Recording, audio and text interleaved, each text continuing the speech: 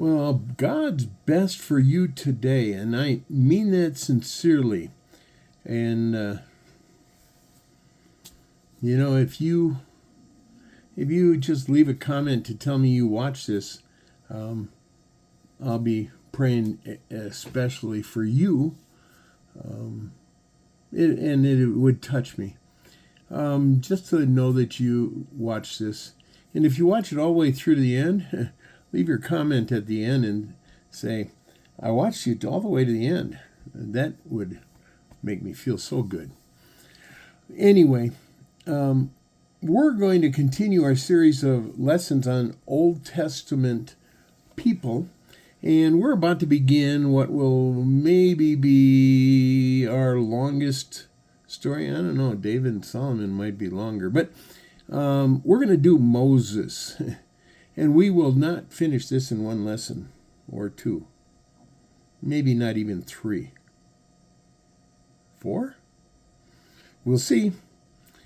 I will confess I'm not done through 4 lessons. I'm done through 2, I think. We'll see how far I get today as I continue rambling.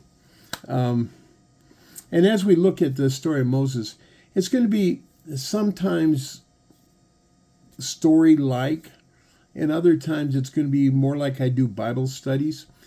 There are many details that people skip over and never notice. They probably call them insignificant, and that's, theologically speaking, that's probably right.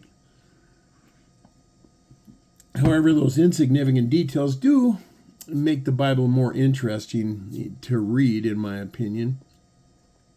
Now, if you consider yourself a serious Bible student, let's see if you can catch some of those insignificant details. If you do, leave me a comment when you catch one before I give it to you. I would love to see comments as you go through the YouTube. It's encouraging to me, and so I would appreciate it. And, if you want to make it easy for yourself to find these, just subscribe to the channel, and you'll see them pop up before I get them onto Facebook. Usually not too much before, but okay.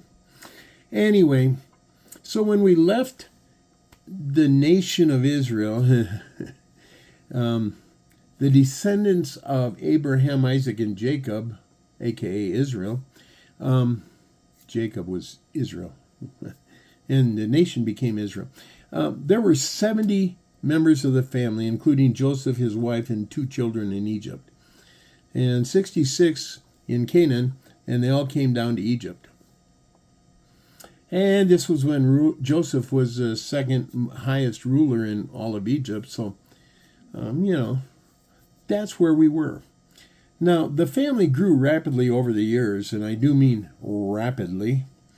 And eventually, Egypt had a ruler that had no regard for Joseph. Now, stop and think about that for a moment. The nation of Israel, the nation of Egypt had to certainly outnumber the Israelites. I mean, Egypt was a massive nation, and probably the most powerful in the world at this time. However, the Israelites were becoming a significant force. How significant? Well, let me think. We're going out of my notes here. When Moses leads them out of Egypt, there were 600,000 fighting men. That's 40 years from this point. So, 400 years and 40 years, so 600,000 men, maybe 500,000 men, even 400,000 men, call it that, with 2 wives, 4 children, conservative for those days. 400,000 fighting men, that would mean 2 million people. It was sizable. Anyway, I just did that off the top of my head, but I think that's pretty close. At least 1.5 million. And I know other scholars might disagree with me a little bit, because I believe when they left Egypt there were a lot more than most people say. Anyway, one day an advisor of Pharaoh said, "Oh, great Pharaoh, those Hebrews are becoming too numerous. If one of our enemies attacks us, they might join with them and cause us grief, or maybe they'd sneak away while our enemies were attacking us. And we don't want to lose all those workers." Another advisor chipped in, "Our people are starting to worry about how many Hebrews there are, and they don't like it." Pharaoh said, okay, that makes sense. What do you think we should do?" Well, another advisor said, let's take this to the next level, and instead of using them as workers, let's make them true slaves and tell their slave masters to work them hard all day and every day. Pharaoh responded, "Will they revolt if we do that?" Several of his advisors responded with things like, well, just send a lot of soldiers there at the beginning, and they're people with no backbone, and they're just the low-down sheep herders that we pay to do heavy labor, and so on. Pharaoh announced, "I've decided that we will make the Hebrews our slaves, provide them with the bare minimal amount of food, and make sure they are forced to work hard." Well, many years later, not sure how many, one of Pharaoh's advisors said, "Our magnificent Pharaoh, the Hebrew slaves are still growing in numbers, and our people fear their growing numbers could become a serious issue." Pharaoh replied, "Why do they still grow in numbers? Aren't their slave masters working them hard enough? What more can we do?" His advisors talked together for a little bit before responding, "Mighty Pharaoh, we can think of no other option than to kill all their baby boys when they are born. That'll slow it down." Pharaoh said, "Yeah, that should help." Okay. Order that all male infants of the Hebrew nation are to be thrown in the Nile River as soon as they are born. Have their midwives do this. Well, just a couple years later, one of Pharaoh's advisors said, "Supreme Pharaoh, it has been reported that young Hebrew boys are still being seen everywhere. We have verified that this is true." Pharaoh said, "Send for the Hebrew midwives immediately." Now, when the midwives arrived, they're very frightened, and they bowed. Pharaoh says, "Why are you not throwing the Hebrew male infants into the Nile River as I have commanded you?" Shiphrah and Puah both trembled as they looked at each other. They knew they were in a dangerous situation. They'd talked this over with their husbands, and they knew what they had planned to say, but now they were trembling with fear and having trouble saying anything.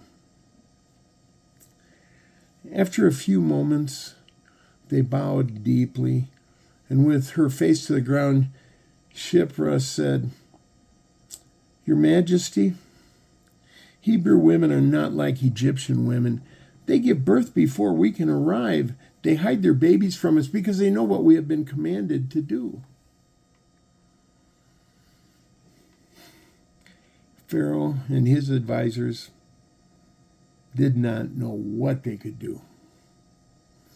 And oh, by the way, because Shiphrah, and Puah had not obeyed Pharaoh in doing this, God blessed them with families of their own. And those were their names according to the Bible, by the way. And I threw in a little side note here. I always wondered, what's the origin of the names Hebrew versus Jew versus Israelite? And I get it. Israelite means, descendant from Israel, aka Jacob. But the name Hebrew appears to have been used by other people, especially early on. Not used by the descendants of Abraham, but used by other people. Excuse me.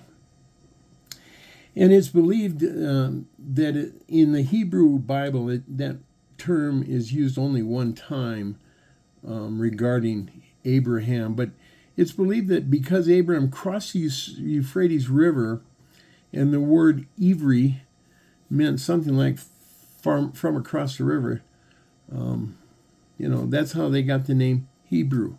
Ivri, anglicized Hebrew.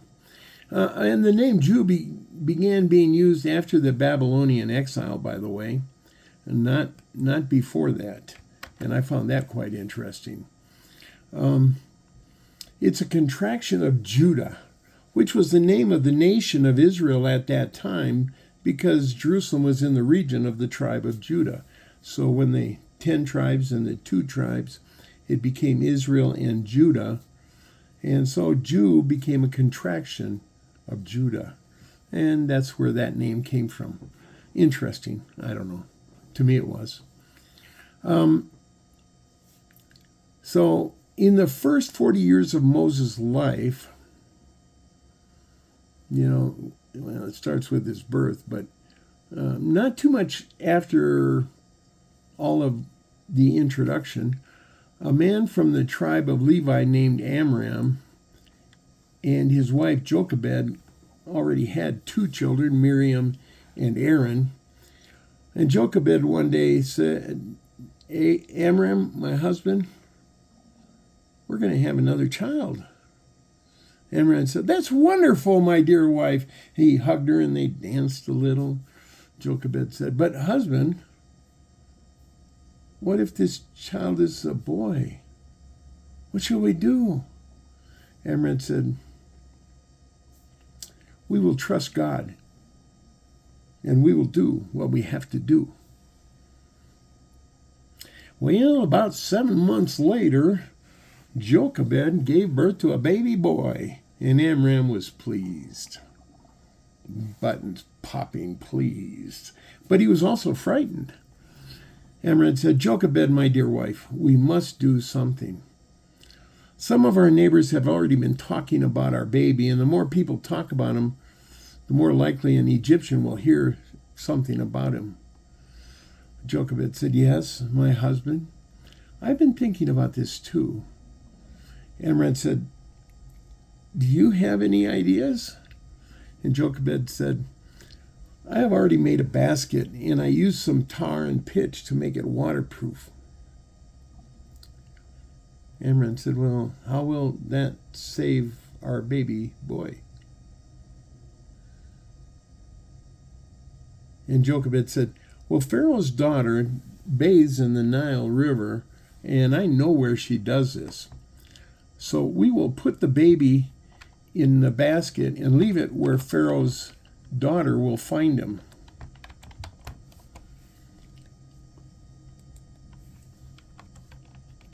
Amram says, "Well, what do we do if she ignores him?"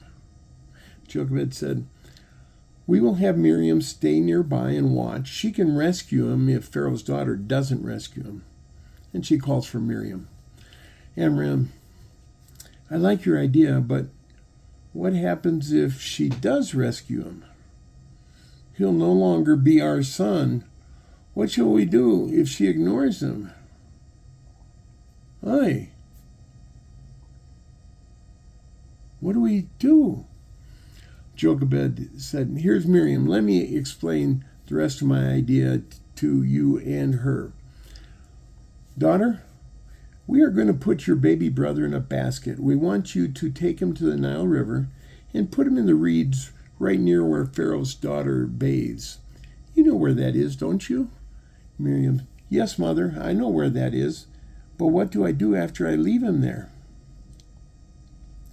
Jochebed says, "Husband, daughter, if Pharaoh's daughter does not rescue the baby, then Miriam, I want you to bring him back here, and we'll try to figure out another plan. However, if Pharaoh's daughter does rescue him, she's going to need somebody to nurse the baby.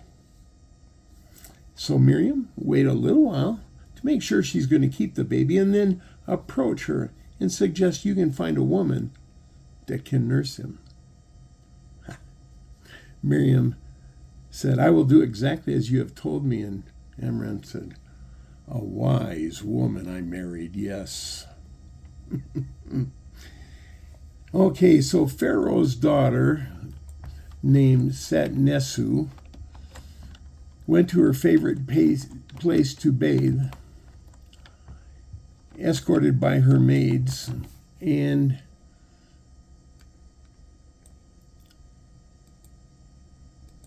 she said to one of her maids, Anaya, I see a basket in the reeds. Go and bring it to me. Anaya said, immediately, said Nesu. Lama said, Princess, do you think this is a Hebrew baby boy? Said Nesu, yes, I suspect you are correct. Anaya says, here is the basket with a little baby boy in it. Lamis, giggling, says, why are all babies so cute? Said Nesu, talking to herself, what shall I do? I believe I will claim this child as my own child.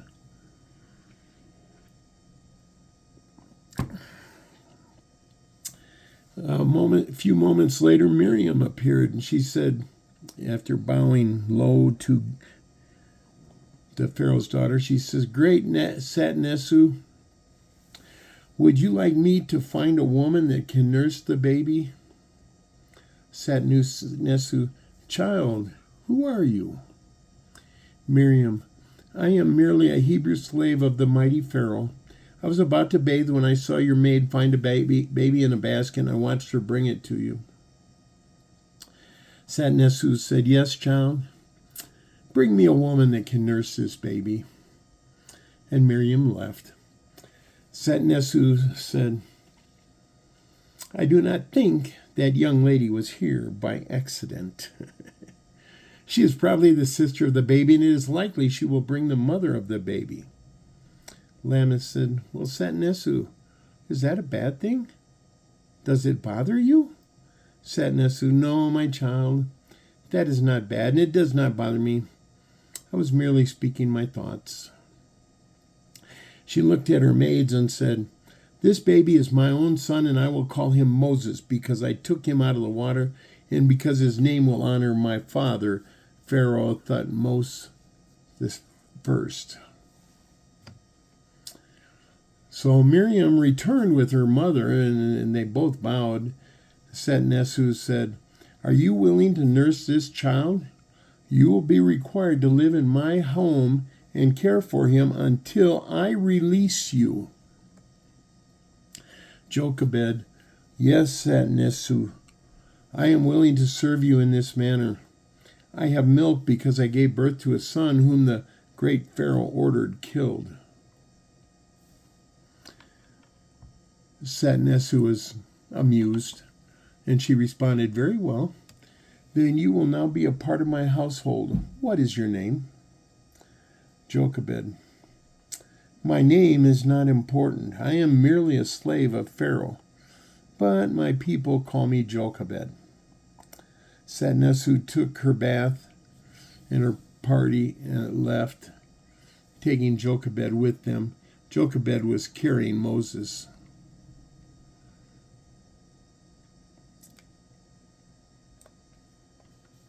Miriam returned home to inform her father of what had happened. So, some miscellaneous thoughts here. I gave Pharaoh's daughter the name Satnesu, S-A-T-N-E-S-U. That actually means daughter of Pharaoh. We're not told her name, although the best archaeological theologians believe the Pharaoh at this time was Thutmose I, and his wife was Ahmose.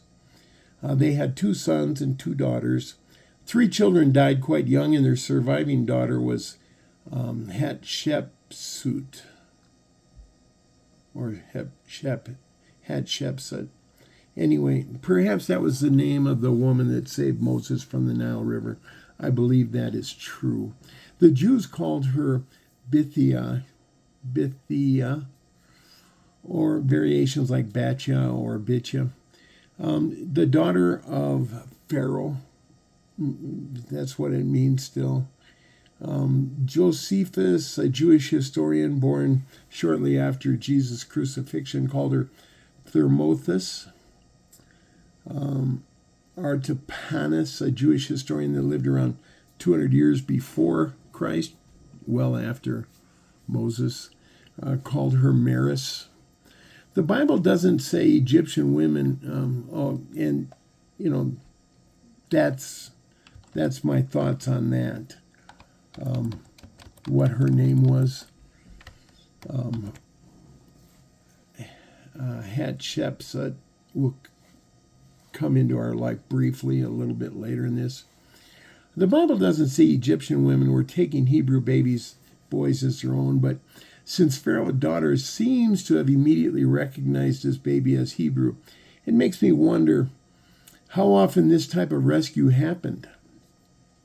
After all, boys could grow up to be men who could help their families survive. That's just my speculation.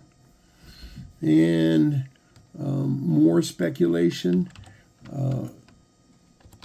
Pharaoh's daughter probably suspected Miriam was the baby's sister and that she would bring the baby's mother to nurse him. That makes sense to me. How about you? Don't you think Pharaoh's daughter would have figured that out quite easily? After all, many wealthy women throughout history have hired wet nurses, and we have no evidence that Hatshepsut ever had any other children. Well, at least hadn't had him at this time. And the name Moses, I wanted to talk about that. It's interesting that in Hebrew, Moses means taken out. Would an Egyptian use a Hebrew word to name her child? It seems unlikely. Although I've read some commentaries that say Jochebed gave Moses that name. I doubt that. I didn't even put it in my notes. I doubt it so much. But in Egyptian, names like Thutmose, a pharaoh, contain Mose, M-O-S-E, which means son or less often child. So when Moses was 40 years old, continuing our story. When Moses was 40 years old, now we just jumped 40 years, he went out and watched his own people doing their slave labor. And continuing to speculate, as I'm going to do a lot here, that's what a serious Bible student should be doing.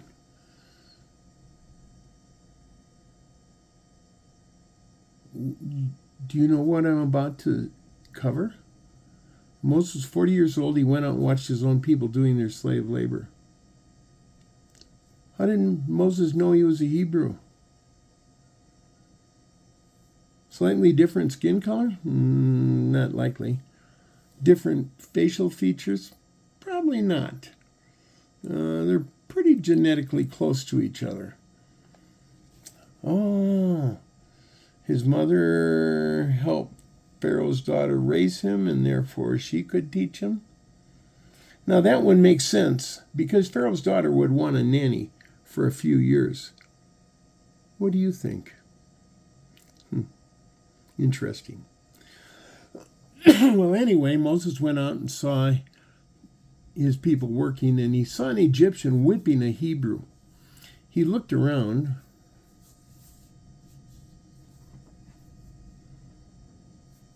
Don't see anybody else. So he killed the Egyptian and hid him in the sand. Now, the very next day, he saw 2 Hebrews fighting, and he asked the one that started the fight why he was hitting a fellow Hebrew. That man asked Moses, "Who made you our ruler and judge?" Are you going to kill me like you killed the Egyptian? Moses became frightened that others would learn about what he had done. Indeed, Pharaoh did learn about Moses killing an Egyptian, and he ordered Moses killed. But Moses escaped and left Egypt to live in Midian. Are you ahead of me? How did Moses know he was about to be killed? Maybe Pharaoh's daughter? His mother told him? All right. So that's the first 40 years of Moses' life, and I think I'll stop right there. Our next series is going to begin with 40 years in Midian. I hope you knew that Moses' life is divided into 3 parts: 40 years in Egypt, 40 years in Midian, 40 years in the position of torture, i.e. leading the Israelites. Oh, God bless you. Like I say, if you watch this long, drop a comment on the YouTube just to let me know you watched this much. God bless you so much. Bye now.